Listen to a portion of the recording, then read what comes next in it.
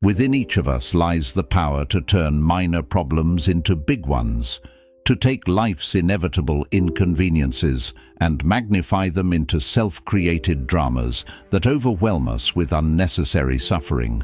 Or we can choose the path of the sage, who recognizes that nothing needs to disturb our inner stability unless we willfully turn it into something bigger than it inherently is. This mindset of non-disturbance, of meeting each moment with calm acceptance instead of emotional upheaval, unlocks profound reserves of peace and wisdom. It is a skill to be cultivated through dedicated practice until our former habit of making metaphorical mountains from every molehill fades, and we rediscover the simple grace of navigating life's ups and downs with centered poise. Question your inability to endure. Ask, why is this so unbearable? Why can't I endure it? You'll be embarrassed to answer. Marcus Aurelius. We often tell ourselves that a particular hardship is too much to bear, that it is unbearable, but Marcus challenges us to examine this notion. Why exactly is it painful? Let's pause to ponder this question truly. In that case, we will likely be embarrassed by the lack of a legitimate answer. The truth is that most of what we face is endurable if we have the proper perspective. Our minds frequently magnify challenges and make them seem immense and unconquerable. However, we may realize these difficulties are well within our capacities when viewed objectively.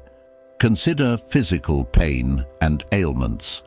A throbbing headache or a sore back can indeed be incredibly unpleasant, but are they genuinely unbearable? Have we not endured similar pains countless times before? We realize our ability to tolerate them when we relabel them as mere discomforts instead of crises. Or what about stressful situations like public speaking or challenging conversations? The anxiety beforehand can make them feel overwhelmed. Yet countless people endure such scenarios every single day, without falling apart. We have an inner reserve of coping skills that can be tapped if we shed the false notion that we cannot bear it. Even emotional hardships like the loss of a loved one or the ending of an important relationship can seem unbearable in the thick of the grief and heartache. And indeed, profound sadness is one of life's cruelest challenges. But in time, as millions can attest, this pain can be borne if we remain resilient.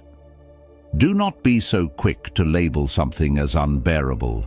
Interrogate that judgment rigorously. You may find that the only thing making it unbearable is your perception and attitude. Shine a light on that erroneous viewpoint by demanding a justification for why you cannot endure. The lack of a convincing rationale will be evident.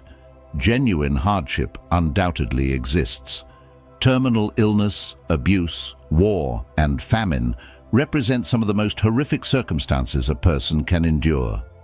We must retain compassion for those suffering unimaginable trauma and pain. Yet even in those nightmarish scenarios, many have summoned heroic resilience. For the rest of us facing more mundane struggles, we must stop pretending we cannot bear them. We often throw that label onto circumstances that, while challenging, can be persevered with the proper mindset. Question your protestations of unbearability. You possess more grit than you may realize. The embarrassment of having no defensible reason will nudge you toward enduring with resilience. Adopt a posture of quiet strength when facing difficulty. Breathe deeply and remain calm and centered. Resist the urge to become overwhelmed. Hold your challenges in a clear perspective instead of magnifying them. Take it moment by moment if needed. Call upon your problem-solving abilities to craft a plan for moving forward. And accept that some measure of stress or discomfort may accompany the process. So much of our suffering stems from resisting what is, from arguing with reality instead of accepting it with equanimity. That resistance is what makes things seem unbearable, yet consistently asking, "Why can't I endure this?"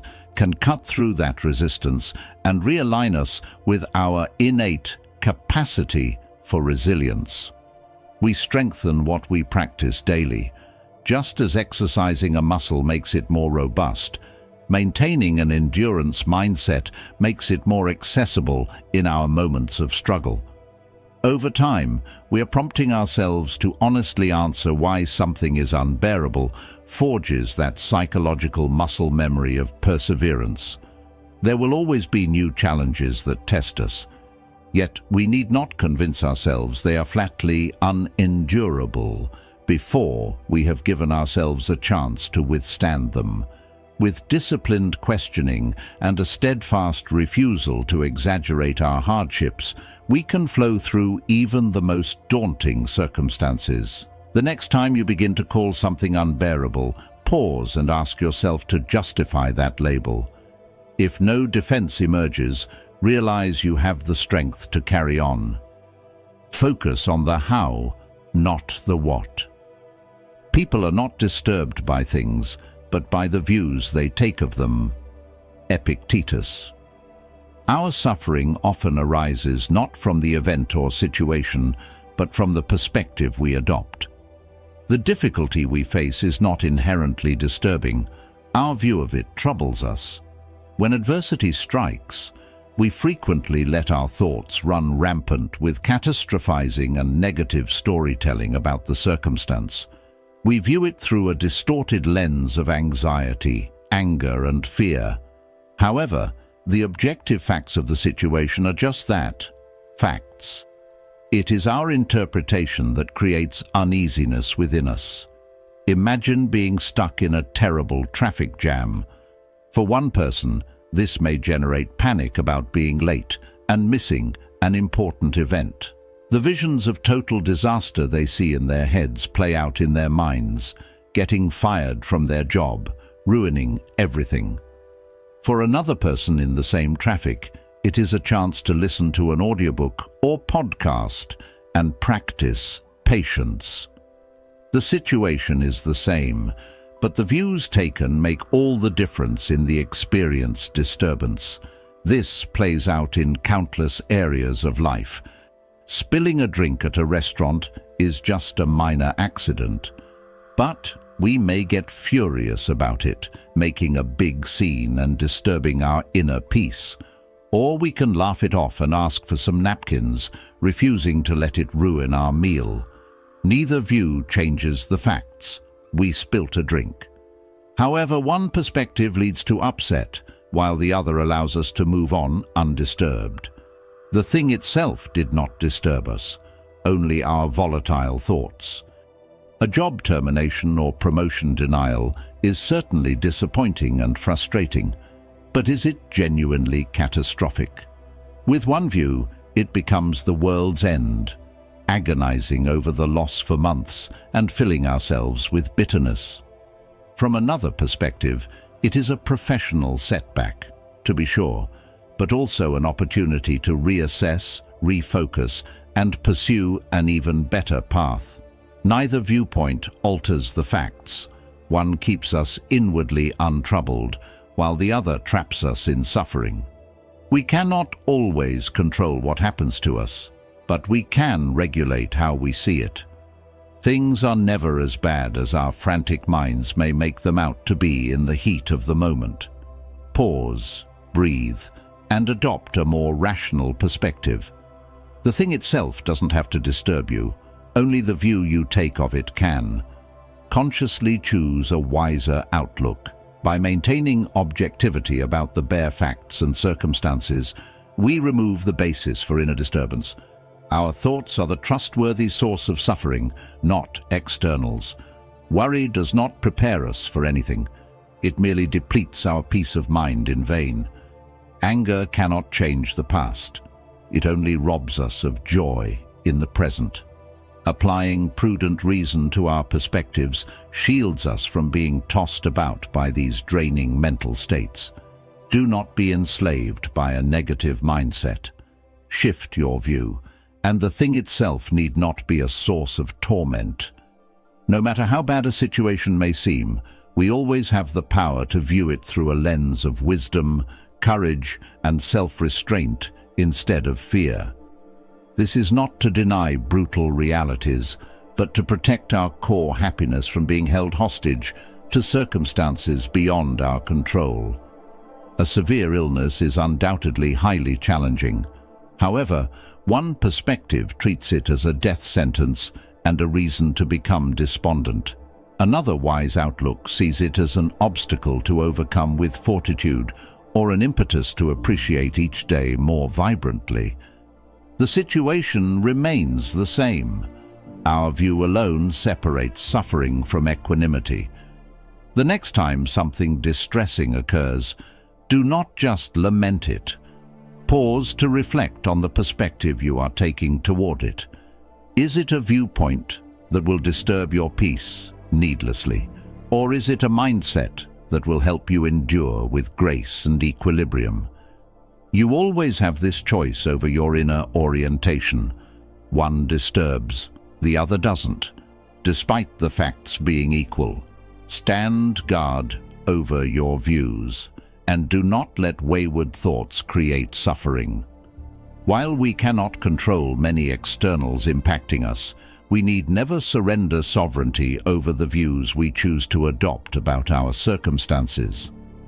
Here is where our freedom truly lies, in the wise perspective that allows us to flow through life with balance instead of continually being overwhelmed by events. The next time your thoughts dramatize something, shift your viewpoint to objectivity. The thing only gains distressing power if you bestow it through your interpretations. Views obstacles as opportunities. You must build up your life action by action and be content if each one achieves its goal as far as possible, and no one can keep you from this. But there will be some external obstacle, perhaps, but no obstacle to acting with justice, self-control, and wisdom. But what if some other area of my action is thwarted? Well, gladly accept the obstacle for what it is, and shift your attention to what is given, and another action will immediately take its place, one that better fits the life you are building. Marcus Aurelius. Life is constructed action by action, choice by choice. Our aim should be to act with virtues like justice, temperance, and practical wisdom in each situation as best we can. No external force can stop you from embodying these qualities, no matter the obstacles encountered. Inevitably, roadblocks will thwart your desired course of action in other areas of life. A job gets lost, a deal falls through, and a plan is derailed. These are mere externals, temporary circumstances outside your control. How you respond to such obstacles is what truly matters, and what is entirely within your power. Rather than despairing, you must gladly accept and embrace the obstacle. Do not fight or rail against it, as that wastes energy and causes needless suffering. Calmly take stock of the new situation you face and the opportunities it presents. Then, redirect your efforts toward a new action that aligns with the life you are building through your chosen virtues. There is no need to agonize over detours. An obstacle obstructing one path does not negate your ability to act rightly through another path. Adapt and flow like water around the obstruction. By handling it with grace and wisdom instead of struggling against it, you alchemize the obstacle into a catalyst for the following right action on your revised journey. With this malleable mindset, you lighten the burden. You need not be bothered by external circumstances you cannot control. You always maintain the power to reorient yourself toward ethical choices that move your life journey forward. One action at a time. Embrace each obstacle as simply redirection toward your next growth opportunity. Consider an entrepreneur whose new business venture fails to take off as hoped. She could lament her lousy luck and despair over the closed path, or she could accept the setback, maintain her composure, and look for the new path revealed. The skills she developed may have led to a different entrepreneurial idea. Perhaps an investor she met along the way opens another door. The initial plan was thwarted, but she identified her following the right action by steadily readjusting. Meanwhile, she cultivated persistence and resilience, two virtues that shaped her character. Or take a case where someone gets unexpectedly laid off from their job. A knee-jerk reaction of anger and feeling victimized is understandable, but those responses are wasted seeds that breed only more resentment. A wiser course is to take stock of the new circumstances rationally. Use the transition as an opportunity to re-evaluate priorities. Is a career change to better align with one's core values and aims? Could this lead to starting a new business or going back to school? Yes, adversity struck for reasons beyond their control. However, within their control is the power to embrace it as an obstacle that presents unforeseen openings when met with a malleable opportunity mindset. This principle of using obstacles as inflection points extends to all areas of life. In our relationships, we cannot control if a close friend or partner decides to part ways, but we can control how gracefully we accept their decision and what we do next. Do we cling angrily to what was, or adapt by stewarding the relationship to a different, mature form while opening ourselves to new connections? The former breeds resentment, and the latter cultivates understanding. With our health, we cannot control being struck by an illness or injury, but we can control whether we view it as a reason to become despondent or as a prod to tap into our resilience and explore new therapeutic remedies. The impediment itself did not defeat us. Only our insistence on raging against it instead of evolving with it would do so. Even in our creative pursuits and intellectual growth, obstacles are pivot points for new pathways to emerge. A writer struggling with a specific book concept could bash themselves over it endlessly or shift to a fresh idea that flows more naturally. A student stymied by one academic subject could embrace it as an opportunity to discover a different calling for which they are more naturally suited. The obstacle makes our path non-linear, but we must continue the overarching progress. It is essential to acknowledge that obstacles can be painful and challenging. Humans experience emotional weight when facing significant life disruptions, and it's necessary to process these emotions. Wise people do not suppress their human experience or excessively dwell on negative feelings that do not lead to positive outcomes. Instead, they allow themselves to feel their emotions and move forward when possible, adjusting their intentions and actions to adapt to the new circumstances.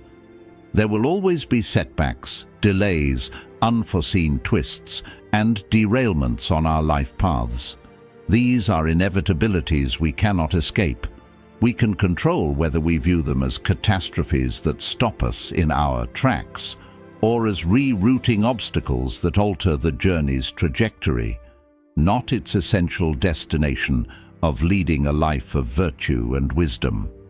With a malleable mindset, we do not cling so tightly to any path or plan, immune to the fickleness of outside events. We remain flexibly committed to living by our core principles, allowing our plans to adapt while our virtuous aims remain steadfast. When embraced with this open outlook, even the most imposing obstacle redirects toward our next growth possibility instead of a stopping point. When your intentions are righteous, and your heart is steadily anchored in wisdom, the obstacle becomes the path. You need only maintain your ethical composure, accept the new terrain, and identify the following virtuous action amid the altered landscape.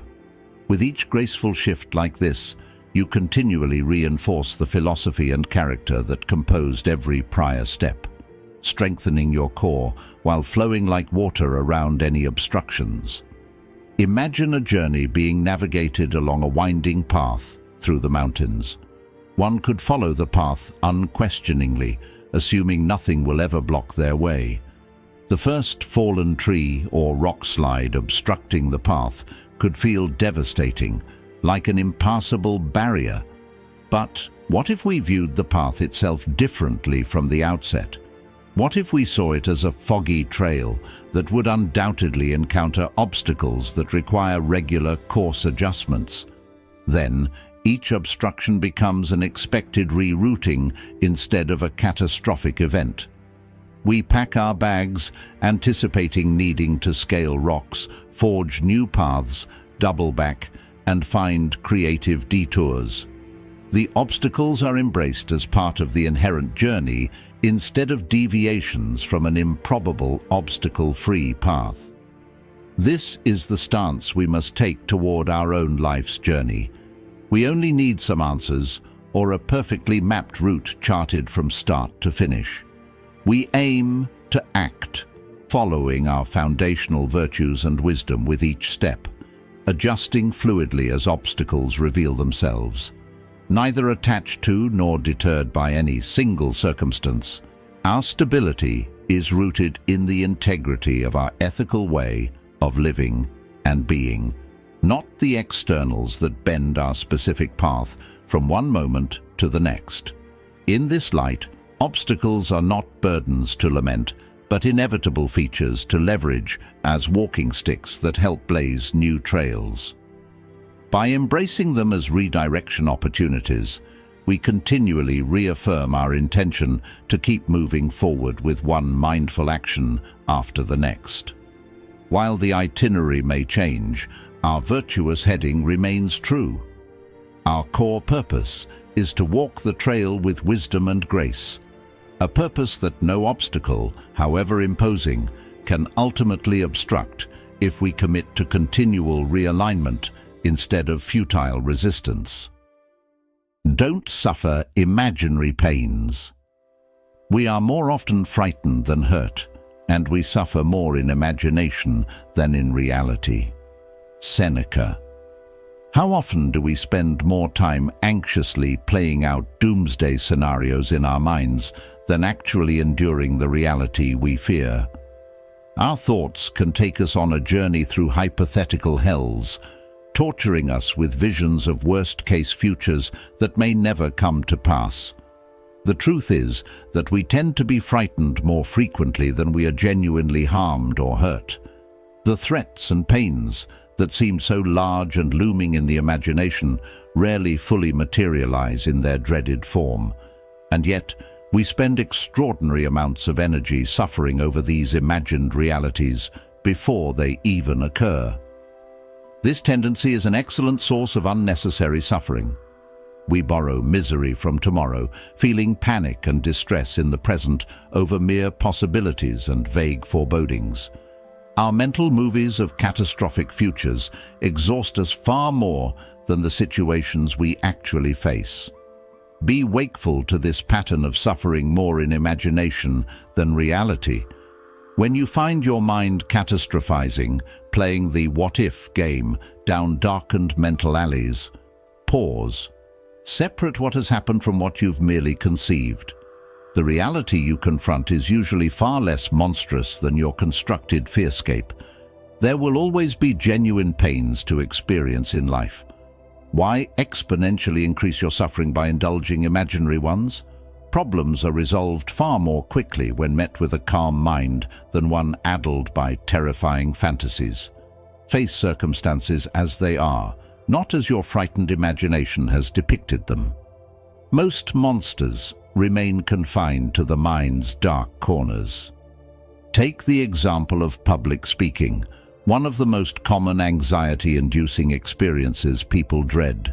In the lead-up, we torture ourselves, imagining every possible humiliation, freezing up completely, uncontrollable shaking, forgetting every word, making a fool of ourselves in front of everyone. Yet, when the event happens, was it ever as traumatic as we envisioned? Did we not overcome it, flaws and all, and move on unscathed? The reality rarely measures up to the self-induced terror we put ourselves through ahead of time. And all that needless suffering was for naught. Or consider everyday personal worries about health scares, financial stresses, interpersonal conflicts, or countless other sources of anxiety. We get trapped in rabbit holes of catastrophizing about worst-case scenarios like job losses, tragic diagnoses, permanent rifts, and more. But what happens in reality? Sometimes significant difficulties occur, to be sure. More often, though, the world continues turning, and the situations lack the earth-shattering dimensions our fixation on them led us to believe. Our feverish anticipation painted things in doomsday hues, only for reality to expose our inner turbulence as an overreaction. This is not to diminish the real crises that can erupt in life: the passing of a loved one, enduring a severe illness, getting divorced, going bankrupt. These represent genuine agonies few of us can avoid encountering at some point on the human journey. However, even in such profound trials, we would be wise to resist projecting extraneous imagined pains atop the already heavy reality. When grieving a death, we need not exacerbate our pain by dwelling on intricate plots about all the hypothetical scenarios that will now never unfold. When battling poor health, adding anticipatory fear about permanent invalidity often overstates what doctors confirm as manageable challenges. While feeling the acute emotions of immediate hardship is unavoidable, layering on abstract future worries rarely improves the situation. At best, it distracts us from being fully present and dealing with reality before us. At worst, it generates bonus suffering atop an already full plate. This mental tendency toward imaginary pains becomes even more wasteful in less significant circumstances. How much vital energy do we needlessly drain daily by overthinking, overanalyzing, and, in the worst-case scenario, building? We lament conversations that never happened, concoct fictional confrontations, and chastise ourselves for missteps that exist only in our minds. If we awaken to this habit, we open new wellsprings of inner peace. We realize our minds are experts in manifesting imaginary pains to disturb us far more frequently than reality itself requires. We become conscious of the space between what is actual and the horror movies our brains compulsively generate to torment ourselves. With this awareness, we can intercept cataclysmic thinking patterns before entirely playing out. We can pause and root ourselves back in the present facts. What has genuinely occurred right now versus the terrors we are inventing? Usually the reality is milder and more manageable than the absurd plots we allow to colonize our minds. We need not make everything so dramatic. Much of life is neutral, neither exceptionally positive nor negative, but ordinary and mundane. Yet our minds ascribe exaggerated meaning to the most unremarkable events, turning them into looming symbolic threats to validate our restless inner worlds.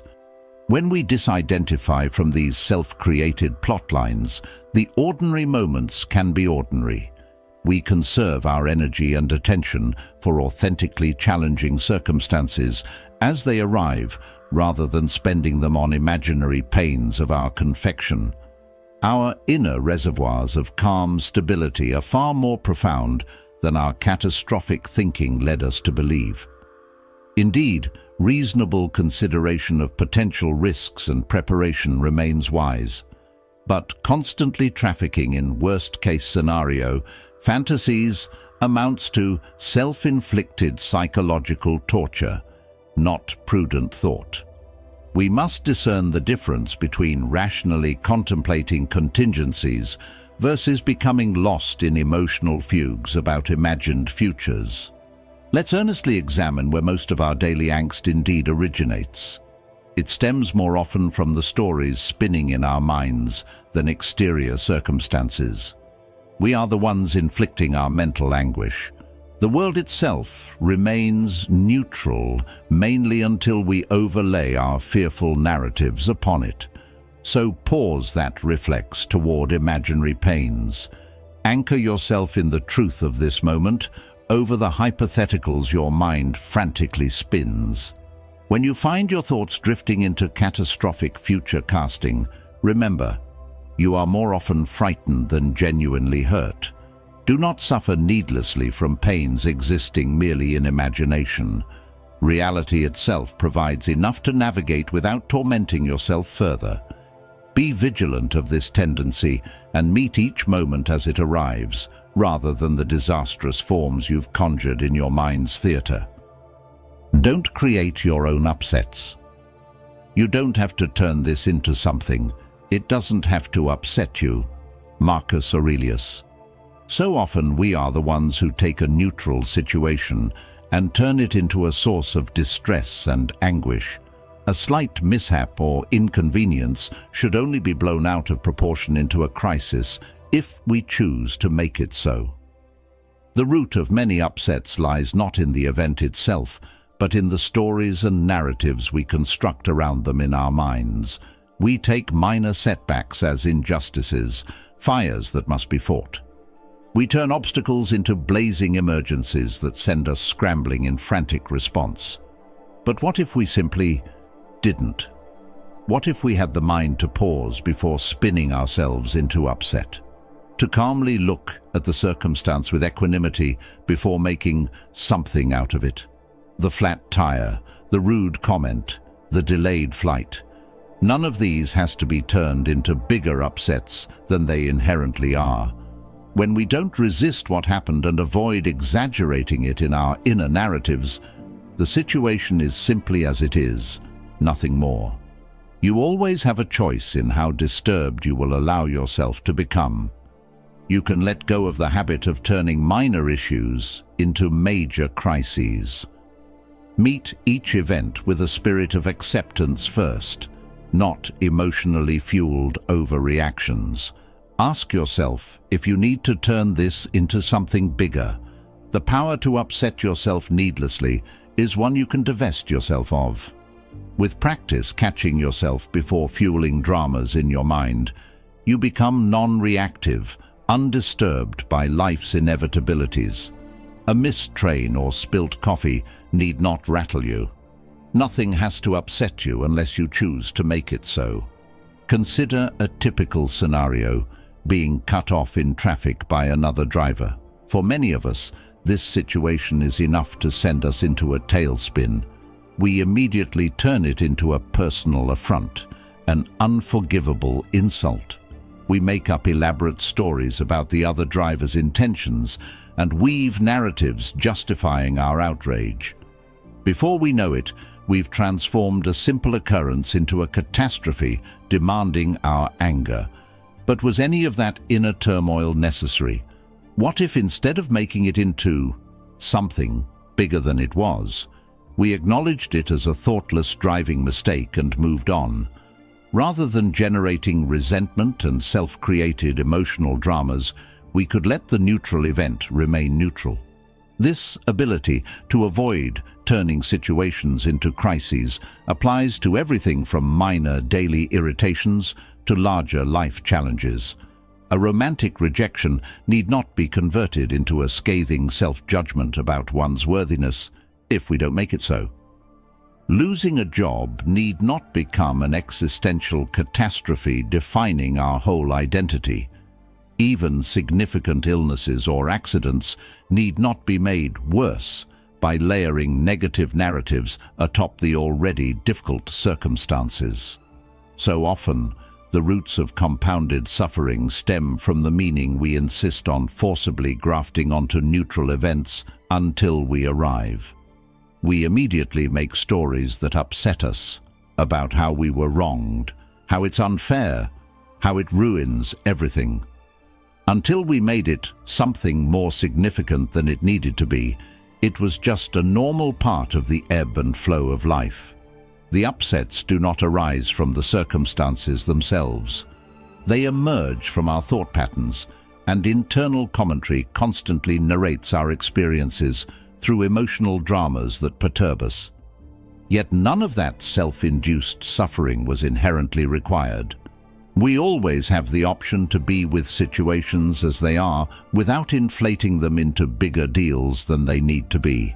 Yes, frustrations, disappointments, and difficulties are inevitable parts of life, but the amount of inner turmoil and anguish we create atop them is entirely a choice many of us make so instinctively that we don't realize we're doing it. The more conscious you become of this tendency to amplify situations into self-created disturbances, the more power you reclaim over your state of mind. With self-awareness, you catch the self-narration beginning to exaggerate events with an emotional spin.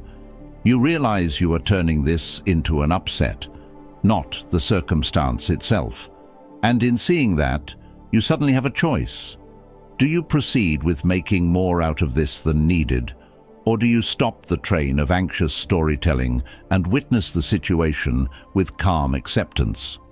Cultivating this ability takes practice. Our conditioning runs deep toward turning each experience into a dramatic story, which we become engrossed in and emotionally invested in arguing with. Like any habit, it takes commitment to change the automatic pattern. But as you hone this skill of non-reactivity, you feel more significant levels of serenity take root. You realize how much of your former anguish was never inherent to events themselves. You were the one authoring it through compulsive narrative building. As you consciously choose to let situations be what they are, they become far less laden with charged significance. You reserve your energies for responding wisely and thoughtfully, rather than expending them on invented upsets. From this spacious mental place of accepting what is, you gain valuable clarity over where your efforts are most needed. Having not drained yourself by melodramatic reactivity, your reservoirs remain filled to address true priorities with steady care. You need not be rattled, for nothing has to upset you that you don't make into something bigger in your mind. You rediscover the lighter side of life through this stance. The flat tire that might have once sent you reeling now feels more akin to a mere nuisance as you address it without making a federal case of the matter. The rude store clerk you choose not to turn into a personal insult becomes a momentary blip, unworthy of derailing your good mood. You handle inevitable inconveniences with pluck and poise instead of dramatic hysterics. This is not to say you become a robot. The big moments will still move you, as any human would expect. But even then, you gain mastery over your responses, instead of compounding anguish through needless escalation via alarming stories that only you created. You maintain sovereignty over whether difficulties upset you more than they need to. Make it a practice to pause before narrating events into self-created upsets. Notice the energy drain you have habitually indulged by turning small things into big dramas rooted in your invented scripts. Notice the inner stillness that settles when you allow circumstances to be as they are instead. The more you embody this mindful detachment, the more you wonder why you ever turned so much into something more significant to upset yourself over. Nothing has to unsettle you, so you don't needlessly escalate into a provocative narrative. Don't create crises from life's inevitabilities. Let them pass in grace. Challenges will always come up. That's just part of being human. But it's up to us whether we turn them into major problems or just temporary obstacles to overcome. Do we have the ability to deal with every situation calmly and clearly? Or will we keep reacting strongly to every little thing? It's our choice, every moment. Choosing to stay calm and clear-headed allows us to reach our full potential as conscious beings. We won't be bothered by anything unless we let ourselves be. With practice, our strong reactions will fade away, leaving us with a peaceful state of mind, free from the negative stories we used to tell ourselves. Life goes on, and we can move forward without being disturbed.